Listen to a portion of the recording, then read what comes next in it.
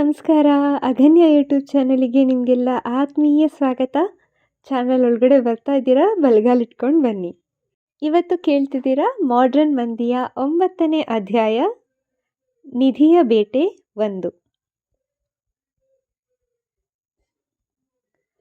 ಒಂದೇ ಟೀಮ್ನಲ್ಲಿ ಇರುವುದೇ ಹಿಂಸೆ ಎಂದು ಭಾವಿಸಿದ್ದ ಅವಳ ಮನಸ್ಸಿಗೆ ಈಗ ಅವನ ಜೊತೆಯಾಗಿ ಹೋಗಬೇಕಾಗಿ ಬಂದದ್ದು ತೀರಾ ಸಂಕಟಕ್ಕೆ ಒಳಮಾಡಿತ್ತು.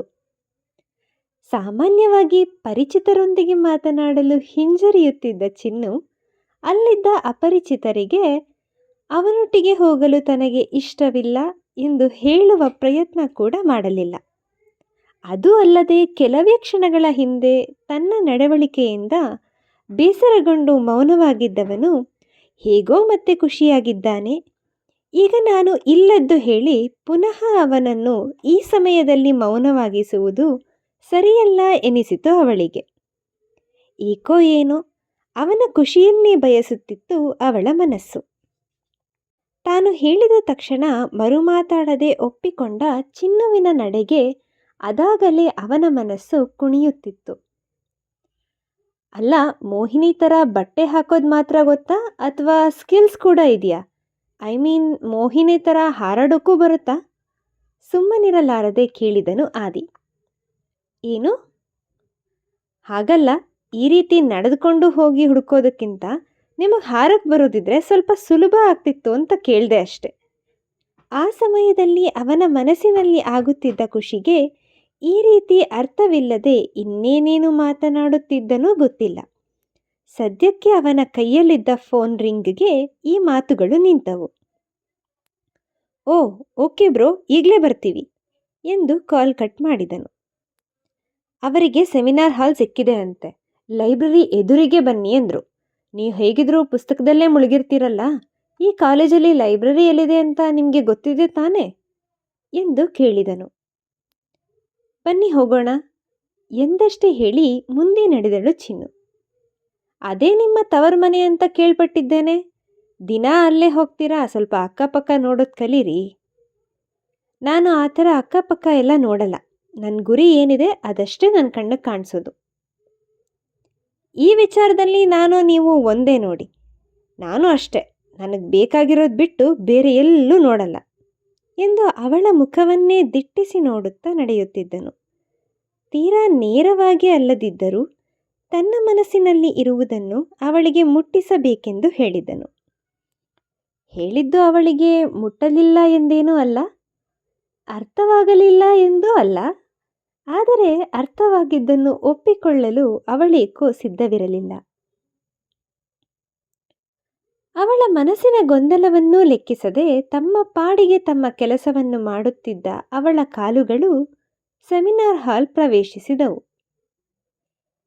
ಇವರು ಗೇಮ್ಸ್ ಅಂತ ಕರೆಸಿ ಇಲ್ಲೂ ಕೂಡ ಮ್ಯಾಥ್ಸ್ ಪ್ರಾಬ್ಲಮ್ ಕೊಟ್ಟಿದ್ದಾರೆ ನೋಡು ಎಂದು ಸೆಮಿನಾರ್ ಹಾಲ್ನಲ್ಲಿ ಮೊದಲ ಕ್ಲೂ ಪಡೆದು ಕ್ಲೂಲೆಸ್ ಆಗಿ ನಿಂತಿದ್ದ ಹುಡುಗ ಹೇಳಿದನು. ಅದಕ್ಕೆ ಯಾಕೆ ಟೆನ್ಷನ್, ChatGPT ಹಾಕಿದ್ರೆ ಅದೇ ಉತ್ತರ ಕೊಡುತ್ತಲ್ವಾ ಎಂದು ಮೊಬೈಲ್ ತೆಗೆದನು ಆದಿ. ಜೀವನದಲ್ಲಿ ಈಗಿನ ಜನರಿಗೆ ಏನೇ ಸಮಸ್ಯೆ ಬಂದರೂ ಮೊದಲು ಹೋಗುವುದು ಅದರ ಹತ್ತಿರವೇ ತಾನೆ. ದಿನ ಬೆಳಗಾದರೆ ಇಂತಹ ಮಕ್ಕಳನ್ನು ನೋಡಿ ನೋಡಿ ಸಾಕಾಗಿದ್ದ ಶಿಕ್ಷಕರಿಗೆ ಈ ವಿಚಾರ ತಾನೇ ಹೊಸದೇನೂ ಆಗಿರಲಿಲ್ಲ. ಹಾಗಾಗಿಯೇ ಆಡಿಟೋರಿಯಂನಲ್ಲಿ ಕೊಡಬಹುದಾದ ಮೊದಲ ಕ್ಲೂ ಅನ್ನು ಸೆಮಿನಾರ್ ಹಾಲ್ನಲ್ಲಿ ಕೊಡುವುದಾಗಿ ತಿಳಿಸಿದ್ದು. ಆ ಲೈಬ್ರರಿ ಮತ್ತು ಸೆಮಿನಾರ್ ಹಾಲ್ ಏರಿಯಾದಲ್ಲಿ ಯಾವುದೇ ನೆಟ್ವರ್ಕ್ ಸಿಗುವುದಿಲ್ಲ ಎಂಬುದು ಅವರಿಗೂ ಮುಂಚೆಯೇ ಗೊತ್ತಿತ್ತು. ನಾವು ಅದೇ ಅಂದ್ಕೊಂಡ್ವಿಬ್ರು, ಆದರೆ ಇದು ಎಂಥ ಹಾರಿಬಲ್ ಪ್ಲೇಸ್ ಅಂದರೆ ಯಾವ ಮೊಬೈಲ್ ನೆಟ್ವರ್ಕ್ ಕೂಡ ಇಲ್ಲಿ ವರ್ಕ್ ಆಗ್ತಿಲ್ಲ. ಕೈಯಲ್ಲಿ ಬೆಣ್ಣೆ ಇಟ್ಕೊಂಡು ತುಪ್ಪಕ್ಕೆ ಯಾಕೆ ಕಲಿಬೇಕು? ಪಕ್ಕದಲ್ಲೇ ಟಾಪರ್ ಇಲ್ವಾ? GPT-ಗಿಂತ ಬೇಗನೆ ಇವರು ಉತ್ತರ ಹೇಳ್ತಾರೆ, ಇಲ್ಲಿ ಕೊಡಿ ಎಂದು ಕ್ಲೂ ಚೀಟಿಯನ್ನು ಚಿನ್ನುವಿನ ಕೈಗೆ ಇಟ್ಟನು ಆದಿ. ಅದರಲ್ಲಿರುವ ಪ್ರಶ್ನೆಯನ್ನು ಬಿಡಿಸುವುದು ಚಿನ್ನುವಿಗೆ ಅಂತಹ ಕಷ್ಟದ ಕೆಲಸ ಏನೂ ಆಗಿರಲಿಲ್ಲ. ಸುಲಭವಾಗಿ ಮತ್ತು ಬಹುಬೇಗನೆ ಉತ್ತರವನ್ನು ಬರೆದುಕೊಟ್ಟಳು ಚೀಟಿಯಲ್ಲಿ. ಅಲ್ಲಿ ತಲುಪಿದ್ದ ಎಲ್ಲ ತಂಡದವರು ಉತ್ತರ ಹುಡುಕುತ್ತಾ ಕಷ್ಟಪಡುತ್ತಿದ್ದರೆ ಬಿಳಿ ತಂಡದ ಸದಸ್ಯರು ಅದಾಗಲೇ ಉತ್ತರ ಬಿಡಿಸಿ 2ನೇ ಕ್ಲೂ ಅನ್ನು ಗಿಟ್ಟಿಸಿಕೊಂಡು ಅಲ್ಲಿಂದ ಹೊರಗೆ ಬಂದು ಕ್ಲೂ ತೆರೆದು ನೋಡುತ್ತಾರೆ. ಬಣ್ಣವೂ ಉಂಟು, ನೀರು ಉಂಟು, ಹೋಳಿ ಆಡುವ ಹಾಗಿಲ್ಲ, ಉಪ್ಪು ಉಂಟು, ಅಗ್ನಿಯೂ ಉಂಟು, ಅಡಿಗೆ ಮಾಡುವ ಹಾಗಿಲ್ಲ. ಇನ್ನೂ ಪೂರ್ತಿ ಓದಿ ಮುಗಿಸಿರಲಿಲ್ಲ ಅಷ್ಟರಲ್ಲಿ, ಹೇ ಬ್ರೋ, ನಂಗೆ ಗೊತ್ತಾಯ್ತು, ಇದು ಕ್ಯಾಂಟೀನ್, ಬನ್ನಿ ಬನ್ನಿ, ನಾನು ಕರ್ಕೊಂಡು ಹೋಗ್ತೀನಿ ಎಂದು ಕುಣಿಯುತ್ತಲೇ ಕೂಗಿದನು ತರುಣ್. 3 ಹೊತ್ತು ನಿಂಗೆ ತಿನ್ನೋದೇ ಚಿಂತೆ. ಕ್ಯಾಂಟೀನಲ್ಲಿ ಅಡುಗೆ ಮಾಡಬಾರ್ದು ಅಂತ ಯಾರಾದರೂ ಹೇಳಿದಾರಾ? ಅಡುಗೆ ಮಾಡಿಲ್ಲ ಅಂದರೆ ಅಲ್ಲಿ ಊಟ ಏನು ಆಕಾಶದಿಂದ ಹಾಕ್ಕೊಂಡ್ಬರುತ್ತಾ? ಇದು ಬೇರೆ ಏನೋ, ಸ್ವಲ್ಪ ಥಿಂಕ್ ಮಾಡು ಎಂದು ಬೈದಳು ಕೀರ್ತಿ. ಹೇ, ಇದು ನಮ್ಮ ಕೆಮಿಸ್ಟ್ರಿ ಲ್ಯಾಬ್. ಅಲ್ಲಿ ನೀರು ಇರುತ್ತೆ, ಕಲರ್ ಆಗೂ ಇರುತ್ತೆ, ಉಪ್ಪು ಬೆಂಕಿ ಎಲ್ಲ ಇದೆ ಅಲ್ವಾ ಎಂದು ಕೇಳಿದನು ಆದಿ. ಅವನ ಪಕ್ಕದಲ್ಲಿ ನಿಂತಿದ್ದ ಚಿನ್ನು, ಎಕ್ಸಾಕ್ಟ್ಲಿ, ನಾನು ಅದೇ ಯೋಚನೆ ಮಾಡ್ತಿದ್ದೆ ಎಂದು ಉತ್ಸಾಹದಿಂದ ನುಡಿದಳು. ಅವನ ಮಾತಿಗೆ ಎಲ್ಲರೂ ಒಪ್ಪಿ ಆ ಕಾಲೇಜಿನಲ್ಲಿದ್ದ ಕೆಮಿಸ್ಟ್ರಿ ಲ್ಯಾಬಿನ ಕಡೆಗೆ ಓಡಿದರು. ಓಡುತ್ತಾ ಇರುವ ಸಮಯವನ್ನೂ ಸಹ ಹಾಳು ಮಾಡಲು ಇಷ್ಟಪಡದ ಆದಿ ಚಿನ್ನುವಿನ ಜೊತೆಗೆ ಮಾತನಾಡಲು ನೆಪ ಹುಡುಕಿದನು. ರೇ ಟಾಪರ್, ಇವತ್ತು ನಾನು ಟ್ರೆಷರ್ ಹಂಟ್ ಗೆದ್ರೂ ಜಾಸ್ತಿ ಖುಷಿಯಾಗಲ್ಲ, ಯಾಕೆ ಅಂತ ಕೇಳಿ ಎಂದನು.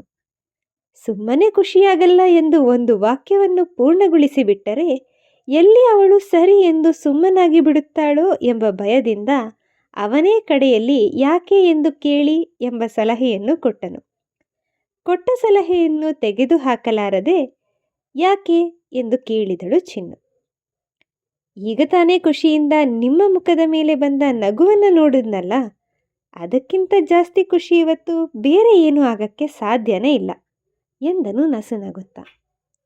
ತಾನು ನಿಜಕ್ಕೂ ಖುಷಿಯಾಗಿದ್ದು ಕ್ಲೂ ಕಂಡುಹಿಡಿದ ಉತ್ಸಾಹದಲ್ಲೋ ಅಥವಾ ಅವನು ತಾನು ಒಂದೇ ರೀತಿ ಯೋಚನೆ ಮಾಡುತ್ತಿದ್ದರಿಂದಲೋ ಅಥವಾ ಅವನ ಜೊತೆಗೆ ಇದ್ದಾನೆ ಎಂಬ ಸಂತೋಷಕ್ಕೋ ಎಂಬ ಪ್ರಶ್ನೆಗಳು ಅವಳಿಗೂ ಹುಟ್ಟಿತು.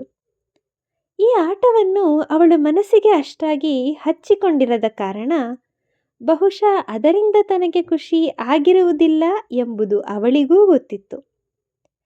ಹಾಗಾಗಿ ಮನಸ್ಸು ಹೇಳಿದ್ದನ್ನು ಈಗ ಒಪ್ಪಲೇಬೇಕಾಯಿತು. ರಸಾಯನಶಾಸ್ತ್ರ ವಿಭಾಗವನ್ನು ತಲುಪಿದ ಗ್ರೂಪನ್ನು ಎದುರುಗೊಂಡ ಹುಡುಗಿಯೊಬ್ಬಳು, ಕಂಗ್ರ್ಯಾಚುಲೇಷನ್, ನಿಮ್ಮ ಕ್ಲೂಗೆ ಆನ್ಸರ್ ಕರೆಕ್ಟಾಗಿ ಗೆಸ್ ಮಾಡಿದ್ದೀರಾ. ನೀವೇ ಫಸ್ಟ್ ಟೀಮ್ ಇಲ್ಲಿಗೆ ಬಂದಿದ್ದು. ಲ್ಯಾಬ್ ಒಳಗಡೆ ನಿಮ್ಮ 3ನೇ ಕ್ಲೂ ಕಾಯ್ತಾ ಇದೆ, ಬೇಗ ಹೋಗಿ ಹುಡುಕಿ ಎಂದಳು.